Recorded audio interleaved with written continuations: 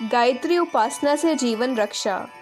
श्री आनंद स्वामी, भूतपूर्व महाशय खुशाल चंद जी संपादक मिलाप, एक प्रसिद्ध विद्वान और सामाजिक नेता हैं। आप गायत्री के परम भक्त हैं और अपनी महामंत्र नामक पुस्तक में आपने गायत्री उपासना की महिमा पर अनोखा प्रकाश डाला है। आप एक आधुनिक शिक्षा प्राप्त और बुद्धिवादी पुरुष हैं, इसलिए आपने गायत्री उपासना के विषय में जो कुछ बतलाया है वह विशेष रूप से बुद्धि संगत प्रतीत होता है और प्रत्येक विचार का व्यक्ति उस पर विश्वास कर सकता है। अभी हाल में पिलक हुआ मेरठ में आपने कुछ विद्यार्थियों के प्रश्न करने पर अपने गायत्री संबंधी अनुभव सुनाए थे, जो वास्तव में ध्यान देने योग्य हैं। नीचे उन्हीं बातों को पाठकों के लाभार्थ दिया जा रहा है। प्रश्न: आपने स्वयं गायत्री माता की भक्ति के द्वारा कुछ चमत्कार देखा है? क्या वास्तव में मंत्र जप से कार्य सिद्ध हो सकते हैं? स्वामी जी: देखा है और खूब देखा है। गायत्री माता में और महामृत्युंजय के जप में बड़ी विलक्षण शक्ति देखी है। यह मंत्र बड़ी से बड़ी घोर विपत्तियों से छुटकारा दिला देता है और फांसी के तख्ते पर से भी बचा देता है। हमने इसका प्रत्यक्ष प्रमाण अपनी आंखों से देखा है।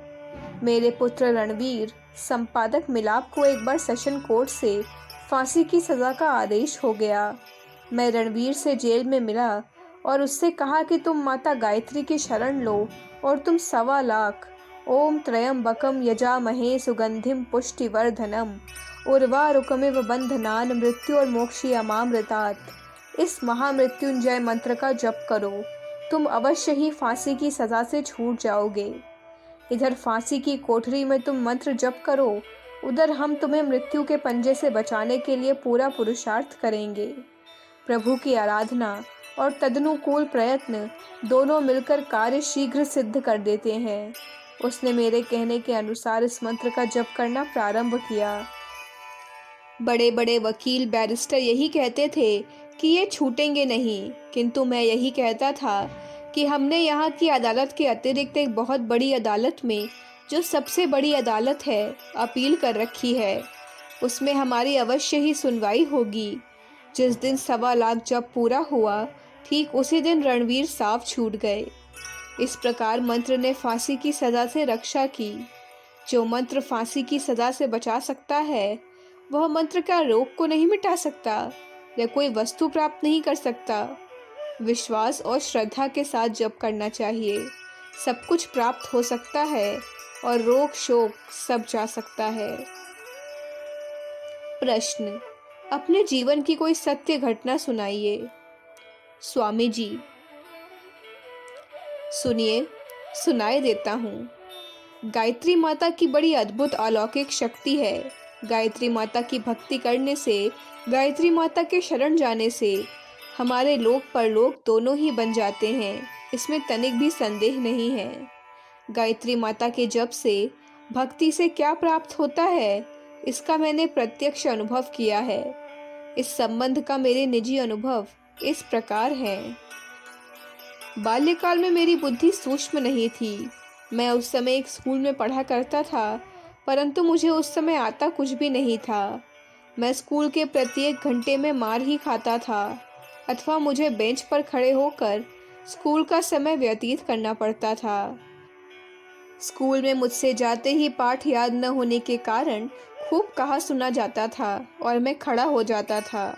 और उधर जब मैं अपने घर पहुंचता था तो घर पर मुझे मेरे पिताजी बड़ी बुरी तरह से धिक्कारते थे तथा मुझे डांटते हुए कहते थे कि तू इस प्रकार अपना जीवन नष्ट कर लेगा, पढ़ता क्यों नहीं है। स्कूल से भी और घर से भी अपमानित हुआ मैं आत्महत्या करने की बात सोचा करता था। एक दिन की बात है, वर्षा ऋतु में जब हमारे ग्राम की बरसाती नदी खूब वेग से बह रही थी, मैंने उसके पुल पर चढ़कर आत्महत्या करने की दृष्टि से नदी में छलांग लगा दी, परंतु मैं मर न सका और जल में बहता हुआ किनारे जा लगा। ग्राम के लोगों ने मुझे पहचान लिया और ले जाकर मेरे घर पहुंचा दिया। इस प्रकार मेरी बड़ी बुरी अवस्था थी। परंतु जब मेरे भाग्य के उदय होने का समय आया, तब अकस्मात विचरते विचरते हमारी नगरी में एक बड़े ही उच्च कोटि के संत स्वामी श्री नित्यानंद जी महाराज पधारे और हमारी ही वाटिका में आकर ठहरे तथा वहीं पर उन्होंने निवास किया। पिताजी ने उन्हें भोजन ले जाने का कार्य मुझे सौंपा। मैं प्रतिदिन स्वामी जी महाराज के लिए भोजन ले जाता। एक दिन की बात है, मैं उस दिन पाठ याद न होने के कारण स्कूल में तथा घर में बुरी तरह से पिटा था और रोते रोते मेरी आंखें भी सूज गई थी। दोपहर के समय मैं उस दिन भी नित्य की भांति स्वामी नित्यानंद जी महाराज के लिए भोजन ले गया और भोजन की थाली स्वामी जी महाराज के सामने रखकर आप दीवार के साथ लगकर उदास खड़ा हो गया। स्वामी जी महाराज भोजन भी करते जाते और बार बार वे मेरी ओर ताकते भी जाते। भोजन करने के पश्चात स्वामी जी ने मुझे नाम लेकर पुकारा और मुझसे पूछा कि कहो, क्या बात है, आज तुम बड़े ही उदास क्यों खड़े हो? मैंने कहा, महाराज कुछ नहीं है। स्वामी जी कहने लगे, नहीं, बात तो कुछ अवश्य है, बताओ क्या बात है। और तुम्हारी आंखें भी आज रुदन से कुछ सूजी हुई सी प्रतीत होती हैं। यह सुनते ही मेरे धैर्य का बांध टूट गया और मैं अब तो फूट फूट कर रोने लगा। तब स्वामी जी महाराज ने मुझे बड़े प्यार से अपने बिल्कुल पास में बिठा कर कहा, बेटा, तुम्हें क्या कष्ट है जो तुम इस प्रकार रो रहे हो? तब मैंने निवेदन किया कि महाराज जी, मैं अब जीवित रहना नहीं चाहता, क्योंकि मैं बुद्धि मोटी होने के कारण हर स्थान पर अपमानित होता हूँ। इसलिए मुझे अब मरने का कोई सरल सीधा सा साधन बताइए। स्वामी जी सुनकर कहने लगे, अरे, तू इतनी सी बात से अधीर हो गया? तेरे रोग की औषध हमारे पास है, अब तू चिंता मत कर। मैंने अब तो आशा भरे नेत्रों से उन्हें देखते हुए उनसे कहा कि मुझे वही बतलाइए। स्वामी जी सुनकर कहने लगे कि एक सफ़ेद कागज़ लाओ। मैंने सफ़ेद कागज़ दिया। उन्होंने कागज़ पर गायत्री मंत्र लिखकर मुझे आदेश दिया कि यह है तुम्हारे रोग का इलाज। प्रातःकाल जब घर के सब लोग सोए पड़े हों, तब तू उठकर और शुद्ध पवित्र होकर और पवित्र कुशासन पर एक आसन से बैठकर भ्रिकुटी में ध्यान लगाकर इस मंत्र का जप किया कर। यह कहकर स्वामी जी ने मुझे आशीर्वाद दिया। इस मंत्र को लेकर मुझे ऐसा लगा कि जैसे मुझे कोई एक बहुत बड़ी संपत्ति मिल गई।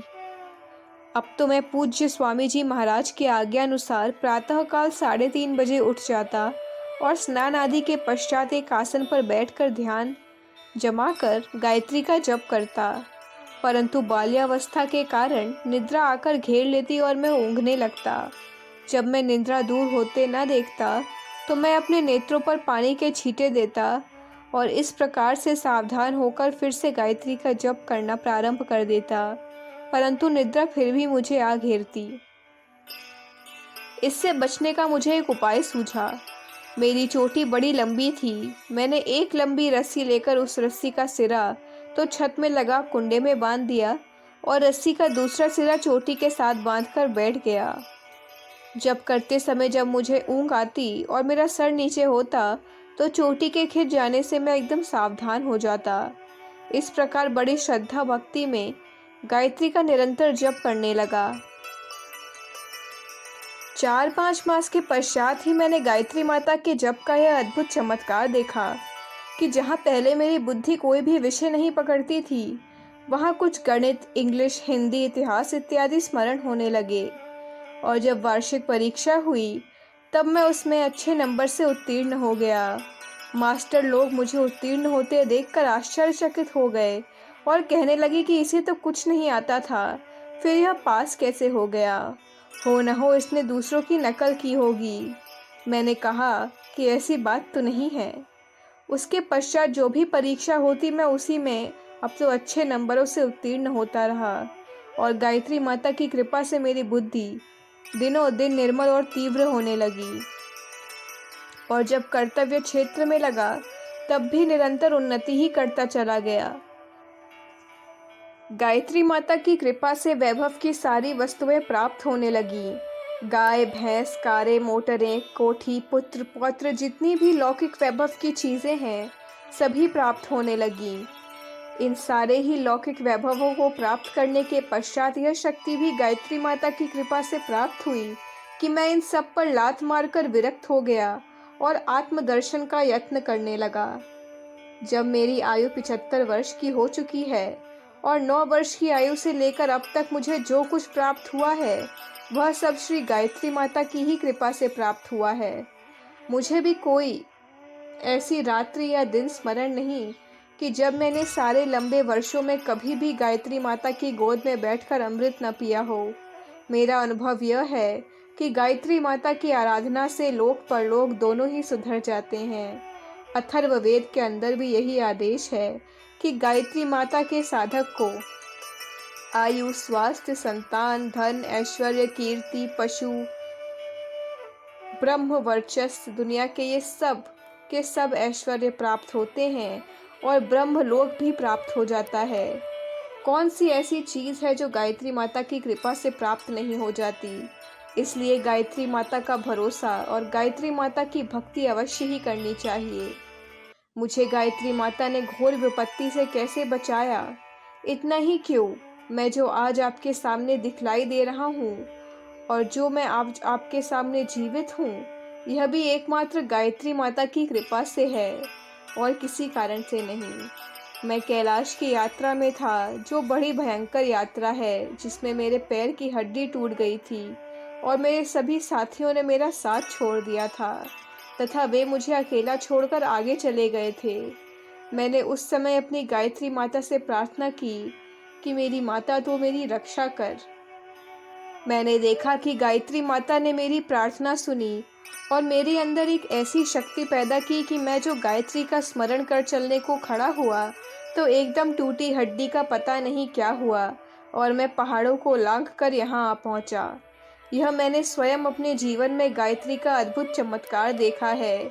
गायत्री माता की भक्ति से मैंने सब कुछ प्राप्त किया है और भी जो कोई गायत्री माता की भक्ति करेगा उसे भी सब कुछ प्राप्त होगा, ऐसा मुझे पूर्ण विश्वास है। परंतु गायत्री जप यम नियमों का पालन करते हुए और मंत्र के आदेश को जीवन में ढालते हुए ही करना लाभदायक है। बोलो गायत्री माता की जय। अखंड ज्योति, जनवरी 1959, पृष्ठ संख्या 9, 10, 11, 12। हमारे YouTube चैनल विचार क्रांति दूत अखंड ज्योति पत्रिका को सब्सक्राइब करें एवं अगली वीडियोस प्राप्त करने के लिए बेल आइकन दबाएं। धन्यवाद।